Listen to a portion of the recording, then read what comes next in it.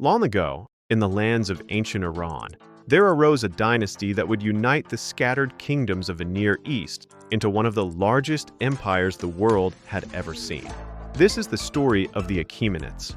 In the land of Persis, under the shadow of the Zagros Mountains, a young prince named Cyrus was born into the Achaemenid house. Legends said he was destined for greatness. Even as a child, he showed courage, intelligence, and a kind heart. The Medes ruled much of the region, but Cyrus dreamed of freeing his people and uniting the kingdoms. With careful planning, alliances, and daring strategy, he overthrew the Median king Astyages, his grandfather, not with cruelty, but with wisdom and diplomacy. Cyrus then turned to Babylon, Egypt, and Lydia. One by one, his banners spread across Mesopotamia and beyond. He freed the Jews from Babylon and allowed them to return to their homeland. He built roads, promoted trade, and governed with tolerance.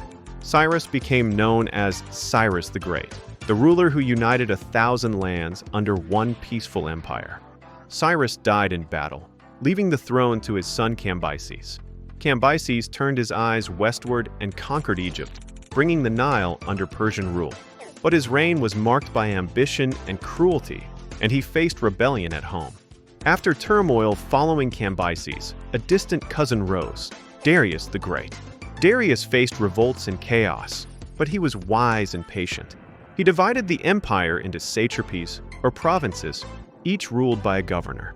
He built a system of roads, coinage, and communication, including the famous royal road stretching 1,600 miles.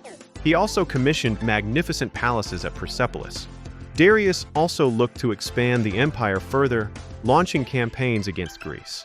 The mighty Persian armies marched, but at the Battle of Marathon, the Greeks resisted with courage and skill, foreshadowing future struggles.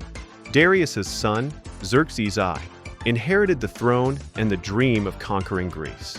He amassed a huge army, crossed the Hellespont on a bridge of ships, and marched through Thrace and Macedonia. At Thermopylae, the small Spartan force led by Leonidas made a legendary stand. The Persian fleet met the Greeks at Salamis, where cunning and strategy defeated Xerxes' ships.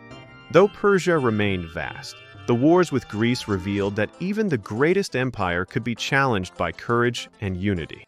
For the next decades, the Achaemenid kings maintained stability and culture. But the empire began to weaken. Revolts in Egypt and Babylon became frequent. Successive kings were often indecisive or cruel.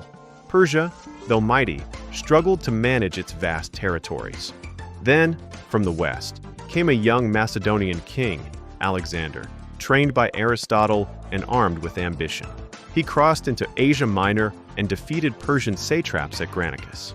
At Issus, he faced King Darius III himself, forcing the Persian king to flee. After the siege of Tyre and the conquest of Egypt, Alexander marched toward the heart of Persia. The final confrontation came at Gaugamela.